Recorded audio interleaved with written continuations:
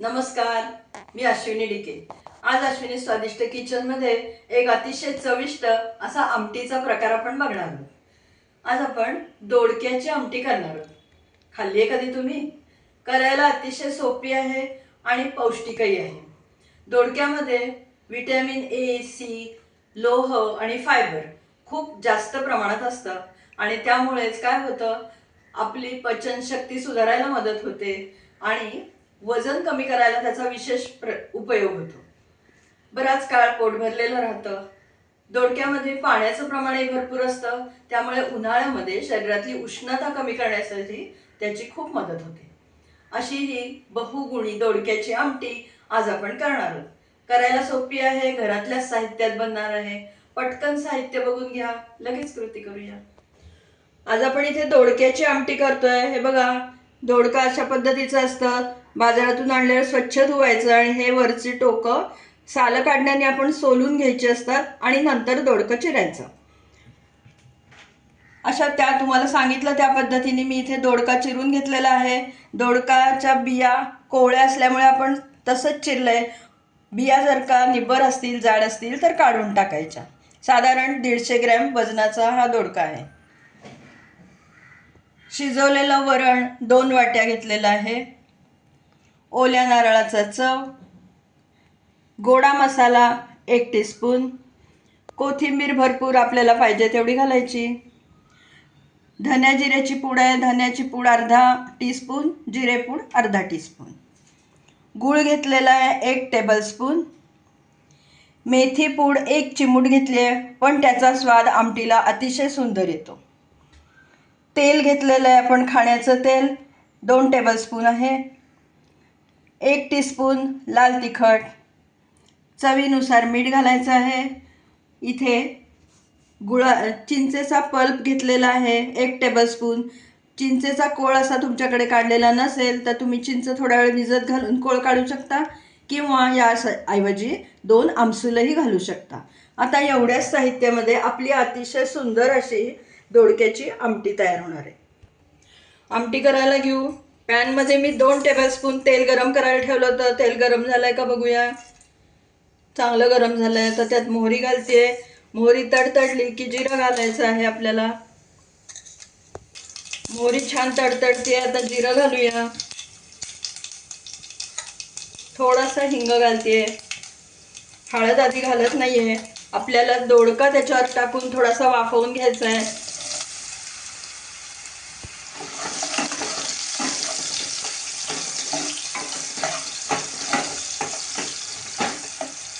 गॅसची flame medium करूया।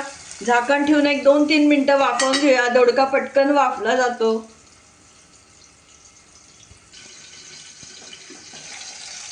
बघू शकता, दोडकं पटकन शिजतं, खूप वेळ लागत नाही। आपण चमच्याने ते दाबून बघूया। वा, छान चमचा आत जातोय म्हणजे आपलं दोडकं छान वाफवलं गेलंय। आणि शिवाय नंतर वरण घातल्यावर आपण आमटी उकळणार आहोत, त्यामध्ये ते चांगलं शिजून येईल। मग अशी फोडणीत आपण हळद घातली नव्हती जळेल म्हणून, हळद घालते। कडीलिंबाची पानंही घालूया।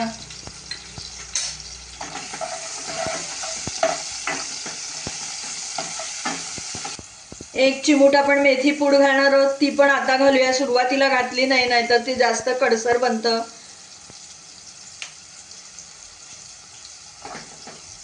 खमंग चव येते मेथी पूडमुळे।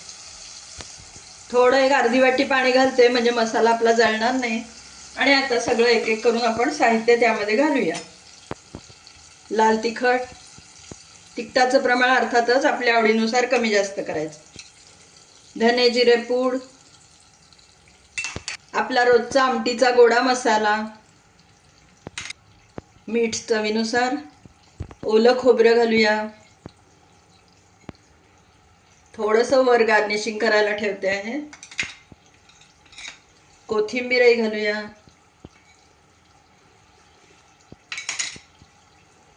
गूळ, चिंचेचा कोळ,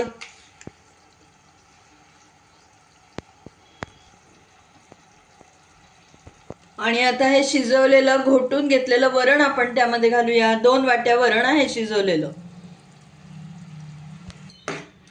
काय सुंदर वास सुटलाय घरामध्ये, मस्त एकदम.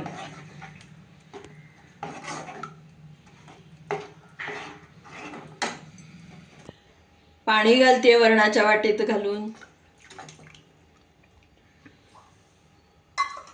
आमटी कितपत पातळ किंवा घट्ट हवी त्यानुसार आपण पाणी घालायचं. आता आपल्याला आमटी मीडियम गॅस फ्लेम ठेवून छान उकळायची आहे. आमटीचं कायम लक्षात ठेवा, कुठलीही आमटी उकळी आल्यानंतर अजून एक 5 मिनिटं उकळू द्यायची चांगली, म्हणजे आमटीला चव अतिशय सुंदर येते.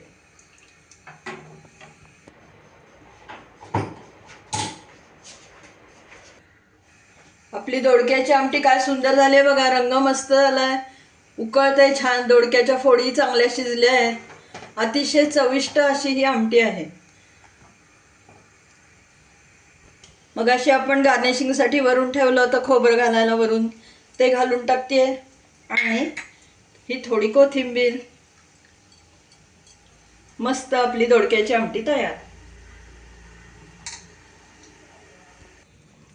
आपली दोडक्याची आमटी पचायला हलकी, चविष्ट आणि पौष्टिक अशी आमटी तयार झालेली आहे. काय सुंदर वास सुटलाय घरात.